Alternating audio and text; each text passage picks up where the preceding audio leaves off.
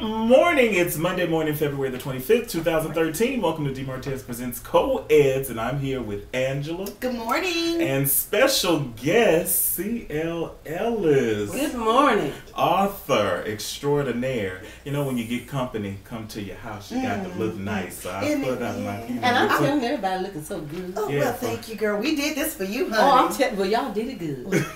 And I put some makeup on this morning for y'all. Oh, How about that? How about that? How about that? Well, as you see, Shanna and Brian are not here. They're actually in L.A. So, yeah, they had something really, really big took place in L.A. Can't say anything about it just yet, but major stuff to come. So, not going to waste any time. Let's get right to it. Entertainment news. So, of course, the big talk last night. The Oscars, the 85th Academy Awards. So what did we think about the Oscars? Well, honey, where do you want to start? Let's start from the top. Let's start with the Oscar red carpet is 500 feet long. Did you know that? Really? 500 That's quite feet. a little distance to walk now, isn't Right, it? and All speaking them of... heels and everything. Right. And all them curtains What? and big I'm dresses. telling you, and big old things. balloons and Ooh, drapes. yes. Right. So let's see, who was some of the best dressed at the Oscars, you think? Let's start with Kerry Washington. You know what? Carrie, it was nice. It was really ladylike. You know what? It was Right. ladylike. Yeah. Okay. I don't know what I was really expecting from her. I mean, it didn't wow me. Yeah.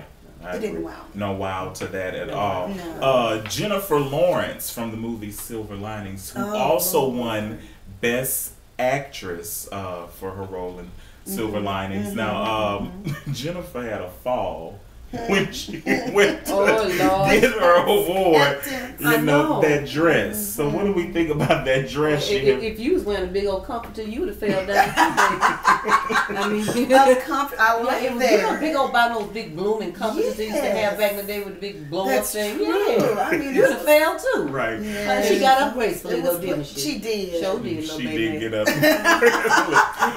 Zoe Saldana, she looked absolutely awesome. She was stunning. Yeah, Yes. it looked She great. is beautiful. Beautiful. Absolutely. Now, Nicole Kidman, she gets my worst dress. Like, she had on this black liquid type it just dress, hair looked it didn't unkempt. fit her.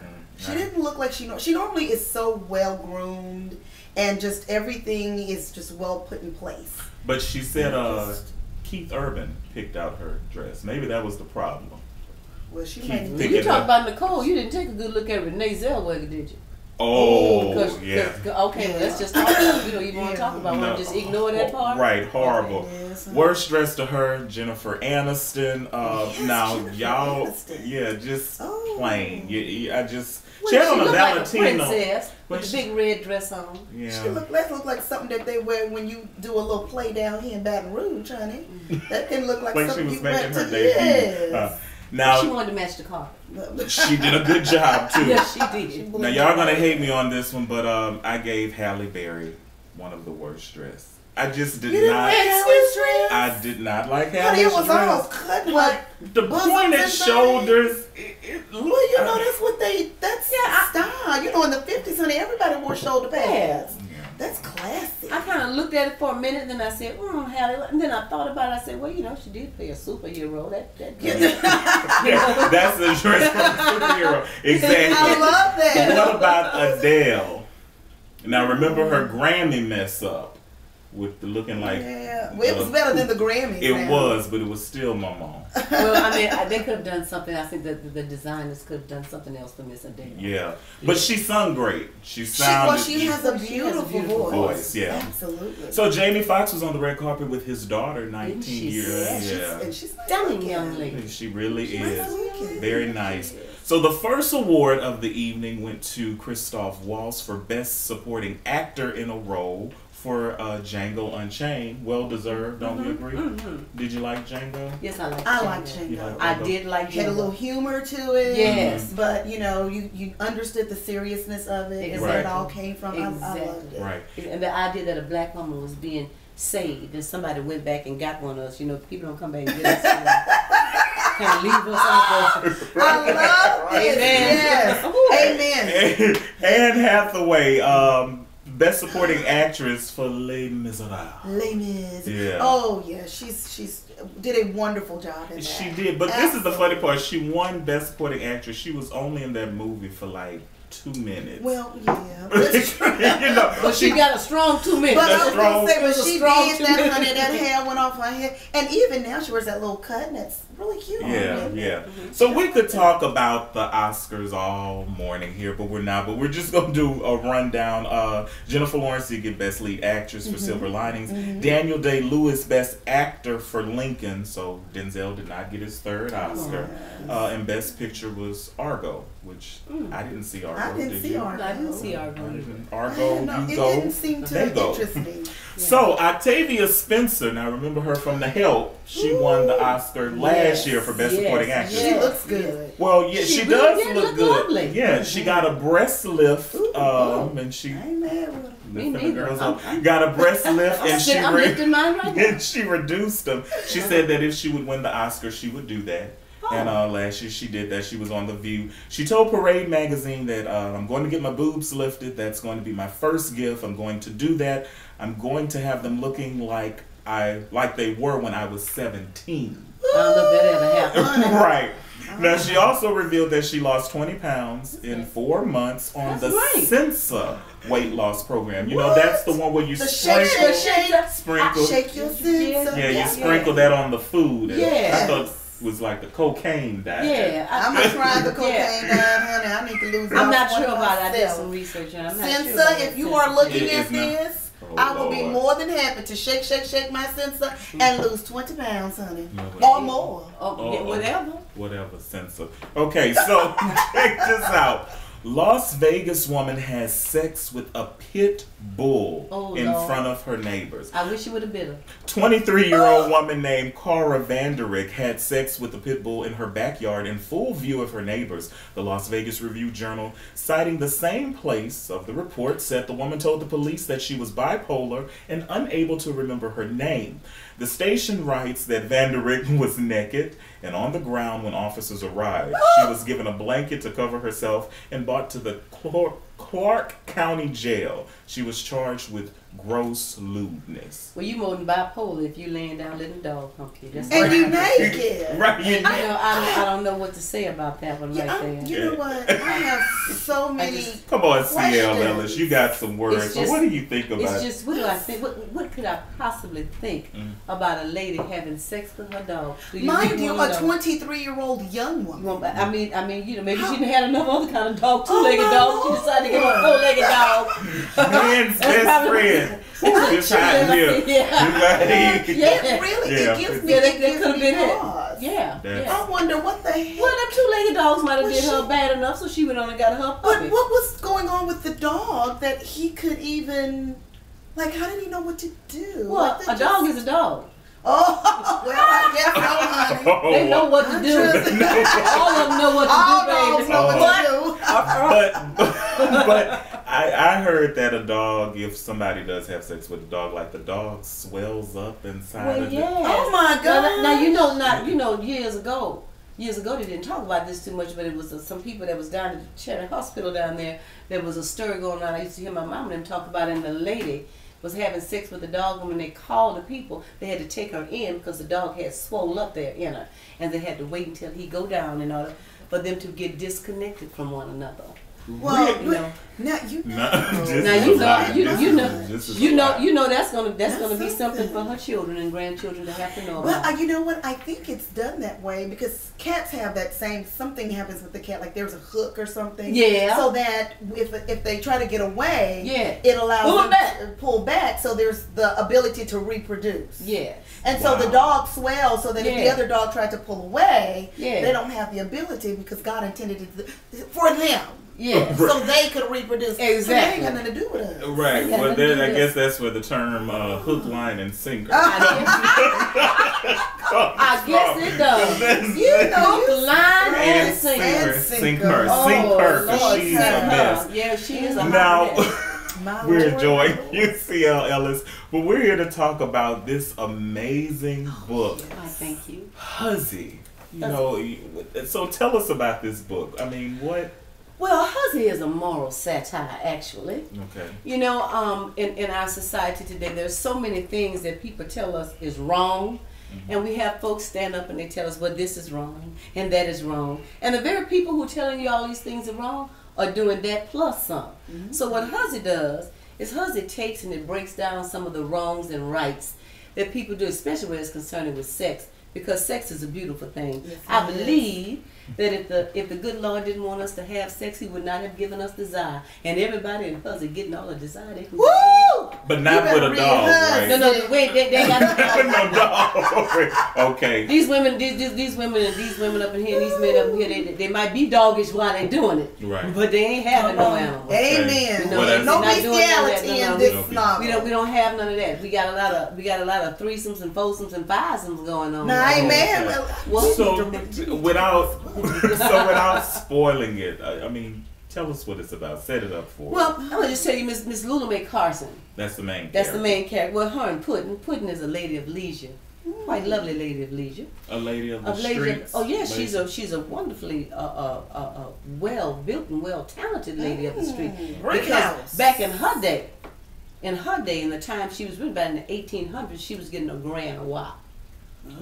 So she knew what she was doing. Okay. What happened is that Miss Lula Mae, Miss Puddin comes into town, and the men are so captured with her until the white mayor of the town actually gives her a room in a lodging house.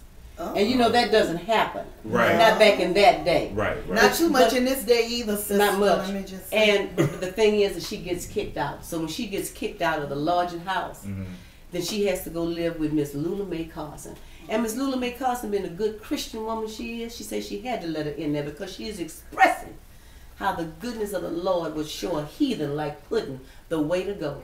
And when she got up in there, I'm just telling you the truth. I didn't know Lula Mae had it in her, but she had more in her than what Puddin had in her. Wow. She could teach And Miss Puddin Lula Mae, but Miss Lula Mae brings up some very serious questions, and she asks some serious questions about everything that she's been taught. And one of the main things she does is she talks to God a lot.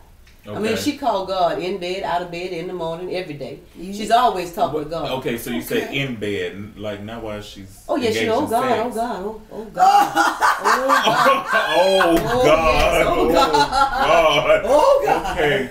Yeah, and then nothing wrong with calling him. She calls him. She calls him. This is the name to call. But then the biggest thing about Lula Mae, what she does is when she gets involved into situations, she says, she looks at the Lord. She said, "Now Lord, now if you don't want me to go down here on this bank and have sex with this beautiful man here, then you wouldn't have given me the desire. So since you gave me the desire, I want to be obedient to your will. I'm gonna go down here." Wow. And I'm going to stretch out like a cat. I didn't say she was a cat. I said she was going to stretch out like one. You better go ahead. So obviously with that, your book in a sense is very controversial. Right? It's extremely controversial. Okay. Now was that your purpose when you wrote the book? Was that the intent? The intent of the book was to show you the moral hypocrisy that people are taught every day, the rights and wrongs of how you should live your life. See, people tell you to live your life in accordance to what they feel is right. When the truth is that when you're born and you're free, you're born here free. God gave all of us a free nature to be exactly who you are. And if you let someone else dominate and move you in the direction the way they want you to go, then you're going their way. You're not going towards your nature. In this book, people nature that. We got Show Thing in there. She don't like nothing but women. And everybody's scared of her. Show Thing. Show Thing. Everybody's scared of Show. Show you a thing. And Miss Lula Mae said she been trying to convert ever since. She said the girl full of demons. She said, but she sure is fine. Oh, that's what Lou. Wow. She said the girl full of demons, but she sure is fine. This is a lot on a Monday morning. Oh yeah, early on a Monday morning, you gotta get it. Got it. That's what they talk about. Look like everybody in Hussy getting it. Everybody in Hussy getting it. So what's the setting? Well, the setting would be we're in the late 1800s, going into the turn of the century, into the where things are just coming into play, where the situations for people of color in the South, they're still not very favorable. And what happens in this little town of Friendly, Louisiana, is that it shows you how individuals can live in a controversial era and just make do with what they have. And everybody in there is making do. Like, for instance, we have a lady in there who's passing. She's passing for white.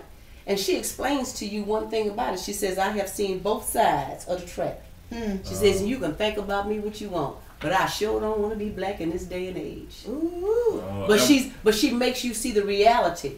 She says that she sees it. There are things that she hears that hurt her. There are things that she witnessed that hurt her. But she'll tell you in a minute. She says, I will not ever want to be black in this day and age. So she go through with her life. That's right. Wow. And so any of these characters, are you in any of these characters? Oh, it's a fictional book. Okay. The main part about the characters is that the characters actually bring out focus on the whole world.